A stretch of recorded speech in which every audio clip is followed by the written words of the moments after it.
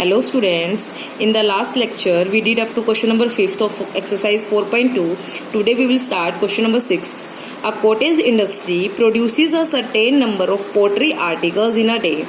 It was observed on a particular day that the cost of production of each article in rupees was 3 more than twice the number of articles produced on that day. If the total cost of production on that day was rupees 90, find the number of articles produced and the cost of each article. एक cottage industry है, वो कुछ pottery articles को produce करती है किसी दिन. It was observe, किसी दिन ऑब्जर्व किया गया कि जो cost of production of each article है, एक आर्टिकल की कॉस्ट ऑफ प्रोडक्शन जो आर्टिकल प्रोड्यूस की गई उस दिन उसकी ट्वाइस से 3 ज़्यादा, मतलब एक पोट्री आर्टिकल की कीमत जितनी उस इंडस्ट्री में टोटल पोट्री आर्टिकल बनाई गई उसके उतने नंबर के ट्वाइस से 3 एक्स्ट्रा है.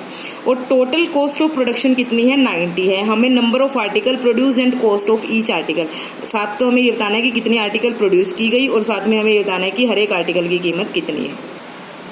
देखिए हम लेट कर लेते हैं नंबर ऑफ आर्टिकल्स प्रोड्यूस्ड, कितनी मान लेते हैं, x मान लेते हैं. तो कॉस्ट ऑफ ईच आर्टिकल कितनी हो जाएगी, ये पोट्री आर्टिकल है सारी. ये कहता है कि cost of each article is 3 more than the twice of number of articles produced on that day. कि जो 3 नंबर ऑफ आर्टिकल प्रोड्यूस हुए इसके ट्वाइस से 3 एक्स्ट्रा है, तो 2x + 3. अब टोटल प्रोडक्शन दी हुई है, टोटल कॉस्ट ऑफ प्रोडक्शन कितनी दी हुई है, 90. तो अकॉर्डिंग टू क्वेश्चन देखिए क्या होगा. देखिए एक आर्टिकल की कीमत कितनी है, 2x + 3. इसको रुपीज में लिख लो. एक आर्टिकल इतने की है, वही बात, एक चॉकलेट अगर 10 की है तो 10 चॉकलेट कितने की होगी, 100 की हम मल्टीप्लाई करेंगे. एक आर्टिकल इतने की है तो x आर्टिकल कितने की होगी, तो हम क्या करेंगे, मल्टीप्लाई.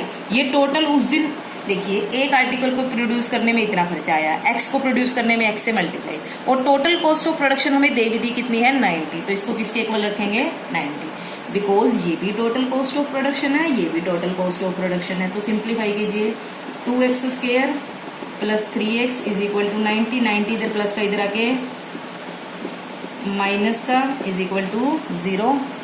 तो इन दोनों की मल्टीप्लाई करेंगे कितना आएगा, 180. फैक्टराइजेशन करेंगे, माइनस का 180 आएगा वैसे तो. 2 पे 90, 2 पे 45, 3 पे 15, 3 पे 5, 5 पे 1. तो कितना आएगा, 3 2 = 6 2 = 12, 5 3 = 15. 15 और 12 बन रहे हैं इसके फैक्टर. तो 2x² प्लस माइनस का 12x लिख लेते हैं, प्लस का 15, क्योंकि 15 में से 12 जाएंगे 3 आएगा, माइनस 90 = 0. इसमें से और इसमें से 2 कॉमन और एक x कॉमन, यहाँ बचेगा x - 6. इसमें से 15 कॉमन, x - 6 = 0. अब कितना कॉमन आएगा, x - 6, अंदर बचेगा 2x + 15 = 0. आइदर x - 6 = 0 और 2x + 15 = 0. तो यहाँ से x की वैल्यू 6, यहाँ से x की वैल्यू आएगी -15/2. This can be neglected because the cost of production या फिर number of articles can not be negative. तो नंबर ऑफ आर्टिकल प्रोड्यूस कितनी हो जाएगी, 6, and cost of each article लिखेंगे. So number of articles produced 6 and cost of each article = 2 × 6 + 3. 6 2 = 12 + 3 ₹15. तो हमें दिया क्या हुआ था, एक कॉटेज इंडस्ट्री थी, उसमें कुछ नंबर ऑफ आर्टिकल्स प्रोड्यूस हो रही थी. तो एक आर्टिकल की कॉस्ट उसमें जितनी आर्टिकल प्रोड्यूस हो रही थी उसके ट्वाइस से 3 एक्स्ट्रा थी, और टोटल कॉस्ट ऑफ प्रोडक्शन 90 थी. तो हमने टोटल कॉस्ट ऑफ प्रोडक्शन भी निकाल दिया, या दिया भी हुआ, तो दोनों को इक्वल रखा. फैक्टराइजेशन मेथड से सिंप्लीफाई किया, 2 वैल्यूज आई x की. इसको हम निगलेक्ट करेंगे because the number of article can not be negative. So the total number of article produce are 6. तो कॉस्ट ऑफ ईच आर्टिकल हम निकाल लेंगे ऐसे. देखिए आपकी 4.2 एक्सरसाइज खत्म हो गई है. 4.3 एक्सरसाइज स्टार्ट करेंगे हम. तो उसमें सबसे पहले एक मेथड है, मैं उसको बाद में बताऊंगी, पहले मैं आपसे कुछ बेसिक डिस्कस करूंगी. देखिए अगर आपके पास ऐसी क्वाड्रेटिक इक्वेशन हो, मान लीजिए x² - 16 = 0. Is this a quadratic equation? Yes, this is a quadratic equation because we have here the highest power of variable is 2 and x की टर्म नहीं है तो इट डजंट मीन कि क्वाड्रेटिक इक्वेशन नहीं है, ये क्वाड्रेटिक इक्वेशन है। अगर मैं आपको बोलूँ x की वैल्यू निकालो तो आप क्या करोगे, x square is equal to 16, square root on both side we get x is equal to plus minus 4। तो आप x की दो वैल्यूज बता दोगे डायरेक्ट, प्लस माइनस का 4। या फिर मैं अगर आपको बोलूँ ऐसी कोई इक्वेशन है x प्लस 3 का square minus 16 is equal to 0, तो क्या करोगे आप, x प्लस 3 का square is equal to 16, square root on both side, तो x plus 3 is equal to plus minus 4। तो आप एक बार लिखोगे x plus 3 is equal to 4 और x plus 3 is equal to minus का 4। तो यहाँ से x की वैल्यू आ जाएगी 1 और यहाँ से आ जाएगी माइनस का 7। तो अगर इस तरह की क्वाड्रेटिक इक्वेशन हो, कैसी जिसमें जो ऐसी टर्म हो जो स्क्वायर वाली टर्म है वो कंप्लीट स्क्वायर हो और उसमें वेरिएबल इंक्लूड हो, तो उन क्वाड्रेटिक इक्वेशंस को सोल्व करना इजी हो जाता है बिल्कुल। जैसे इसमें हमारे पास x का स्क्वायर था, इसमें x प्लस 3 का स्क्वायर था, मतलब that the term containing the complete square also contains the variable, और उसको छोड़ के बाकी टर्म्स में वो वेरिएबल ना हो, तो हम इजीली उन इक्वेशंस को क्या कर सकते हैं, सोल्व कर सकते हैं। लेकिन अगर आपके पास वो इक्वेशन ऐसी x square minus 5x minus 6 is equal to 0, तो आप इसको इस तरह से सोल्व नहीं कर सकते इजीली। तो अगर आप चाहते हो कि इस तरह से इजीली सोल्व कर पाओ तो आपको क्या करना पड़ेगा, इनको इसमें या इसमें क्या करना पड़ेगा, कन्वर्ट करना पड़ेगा। तो जो वो प्रोसीजर है कन्वर्ट करने का, उसी प्रोसीजर को नाम दिया गया है कंप्लीटिंग द स्क्वायर मेथड। इसी प्रोसीजर का नाम है कंप्लीटिंग द स्क्वायर मेथड। तो देखिए हमने एक इक्वेशन ले ली, ये अब कंप्लीट स्क्वायर में नहीं है, मतलब ऐसी टर्म नहीं है इसमें x का कंप्लीट स्क्वायर इंक्लूड हो रहा, तो हमें x की वैल्यू निकालनी है, तो उसको पहले उसमें कन्वर्ट करना पड़ेगा। तो क्या प्रोसीजर है, ध्यान से समझना। सबसे पहले तो जब भी हमें कंप्लीटिंग द स्क्वायर मेथड लगाना है, एक्स स्क्वायर का कोफिशिएंट 1 बना लो। मैं लिख रही हूँ यहाँ पे कौन सा मेथड लगा रहे हैं हम, कंप्लीटिंग द स्क्वायर मेथड। तो एक्स स्क्वायर का कोफिशिएंट 1 बनाना है। ऐसा तो है नहीं इसको उड़ा देंगे तो ऐसे तो इक्वेशन ही दूसरी बन जाएगी, ऐसा नहीं है, इक्वेशन को चेंज नहीं करना।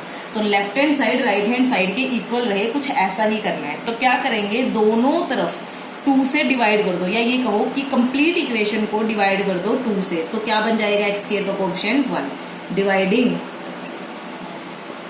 इक्वेशन 1/2 करेंगे तो यहाँ बनेगा एक्स के, यहाँ बनेगा माइनस का 7/2x plus 3/2 is equal to 0/2 is 0।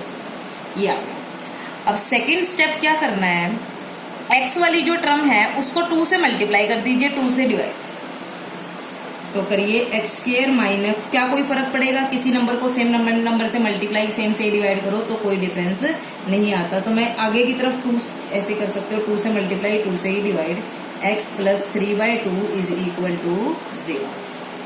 जिस 2, अब देखिए ये जो 2 मल्टीप्लाई वाला है इसको तो आगे रख लीजिए, तो ये बन गया एक्स स्क्वायर माइनस 2, ये बनेगा इंटू 7/4। ये जो 2 पर मल्टीप्लाई वाला हमेशा इसको आगे रखना, x plus 3/2 is equal to 0।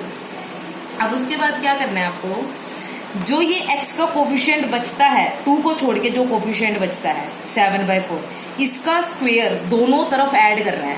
क्या कोई फर्क पड़ेगा इक्वेशन पे, नहीं पड़ेगा। x का जो ये 2 को छोड़ के कोफिशिएंट बचता है इसका स्क्वायर ऐड करना है हमें both side. X square minus 2 into 7/4x plus 3/2 plus 7/4 का square is equal to 0 plus 7/4 का होल स्क्वायर।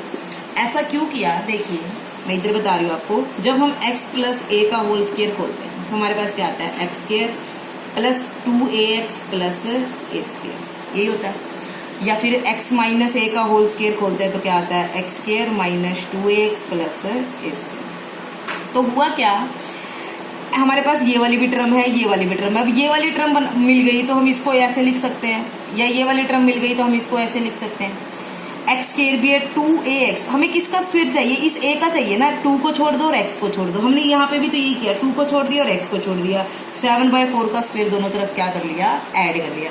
अब इसको और इसको लेके हम डायरेक्ट फॉर्मूला लिख सकते हैं। देखिए ये टर्म अगर माइनस है तो माइनस वाला फॉर्मूला, प्लस है तो प्लस वाला, तो ये बन गया x माइनस 7/4 का होल स्क्वायर।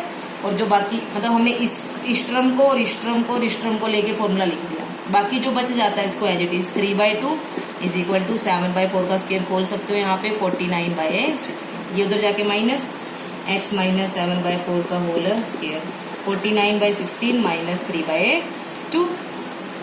x माइनस 7/4 का whole square is equal to 16 LCM 49 minus 2 8 जा 16 8 3 जा 24। तो ये बनेगा x माइनस 7/4 का whole square is equal to 25/16। देखिए जो मैंने आपको स्टार्टिंग में एग्जांपल दिया था ये अब वैसी वैसी इक्वेशन बन गई। अब क्या करना है, वही square root on both side, फिर एक क्या बनेगा square root on both side, तो बनेगा x minus 7/4 is equal to यहाँ बनेगा प्लस माइनस 5/4। एक बार प्लस का 5/4 ले लीजिए, एक बार माइनस का। Either x minus 7/4 is equal to 5/4 और x minus 7/4 is equal to minus का 5/4। इसको उधर लेके जाएंगे, x is equal to 5/4 plus 7/4 4 LCM 5 plus 7 12/4 कितना आ गया 3। यहाँ से x is equal to minus 5/4 plus 7/4 4 LCM minus 5 plus 7 2/4 कितना आया 1/2। तो बहुत आसान मेथड है, आप इसको ट्राई करना एक बार। तो मैं एक बार रिपीट कर रही हूँ फटाफट। क्या है, हमने पहले एक्स स्क्वायर का कोफिशिएंट 1 बनाया, उसके लिए हमने एक्स स्क्वायर का जो कोफिशिएंट है उसी से पूरी इक्वेशन को डिवाइड कर दिया। फिर हमने क्या किया, एक्स वाली टर्म है जो उसके कोफिशिएंट को 2 से मल्टीप्लाई 2 से डिवाइड किया, 2 को आगे लिख लिया, बाकी जिनको मल्टीप्लाई करके लिख लिया। फिर इसी का स्क्वायर दोनों तरफ क्या कर दिया, ऐड कर दिया। फिर जो ये एक्स स्क्वायर वाली टर्म है एक्स वाली, और जो स्क्वायर हमने ऐड किया उससे हम डायरेक्ट फॉर्मूला लिखेंगे। बाकी टर्म्स को एक दूसरी साइड लेके जाके सिंप्लीफाई करेंगे। फिर square root on both side करेंगे, प्लस माइनस का साइन आएगा। एक बार प्लस वाली टर्म लेनी है, एक बार माइनस वाली, और सिंप्लीफाई करेंगे, एक्स की 2 वैल्यूज आ जाएंगी। तो इस तरह से आप इस क्वेश्चन को ट्राई कीजिएगा। इसका बेसिक ध्यान रखिएगा, जो प्रोसीजर वर्किंग रूल बोलते हैं इसको। तो एक क्वेश्चन और ट्राई कर लीजिएगा आप अपनी तरफ से कोई भी एग्जाम्पल लेके। Thank you.